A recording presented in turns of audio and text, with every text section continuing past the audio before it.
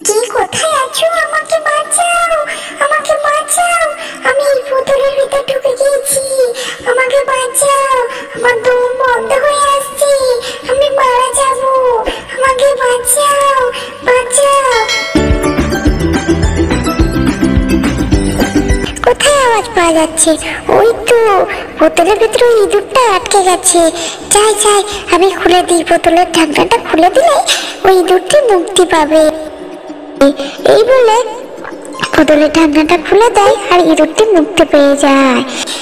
ধন্যবাদ বন্ধু, ধন্যবাদ, তুমি আজ আমায় খুব উপকার করলে, তাহলে আমি প্রাণেই মারা যেতাম। ঠিক আছে বন্ধু, বন্ধু হয়ে বন্ধুকে সাহায্য করবো না তা কখনো হয়? এই বলে টুনি পাখি কি একটি গাছের ডালে বসে এবং ইঁদুর গাছের নিচেই খেলা করতে থাকে।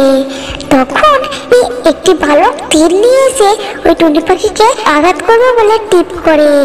তখন ইঁদুরটি দেখতে পায়। তখন বালকটি যেই তীর ছুটতে যাবে কি তখন ইঁদুর ছেলেটির পায়ে কামড় দেয়। ছেলেটি ছটফট করতে করতে সেখান থেকে পালিয়ে যায়। আরে ইঁদুর ভাই, তুমি আমার এত বড় উপকার করলে। হ্যাঁ বন্ধু, তুমিও তো আমার খুব বড় উপকার করলে। আমরা দুজনেই একে অপরের পরস্পরের খুব সুন্দর বন্ধু হয়ে যাই। এসো। এই বলে দুজন দুজনের প্রিয় বন্ধু হয়ে যায়। আচ্ছা বন্ধুরা, বলো তো তোমাদের প্রিয় বন্ধুর নাম কি? কমেন্ট করে জানাও। আজকের গল্পটি কেমন লাগলো? ভালো লাগলে লাইক, কমেন্ট, শেয়ার আর সাবস্ক্রাইব করে দেবেন। পাশে থাকা বেল আইকনটা অবশ্যই প্রেস করে দেবেন। Tata, bye bye, thanks for watching.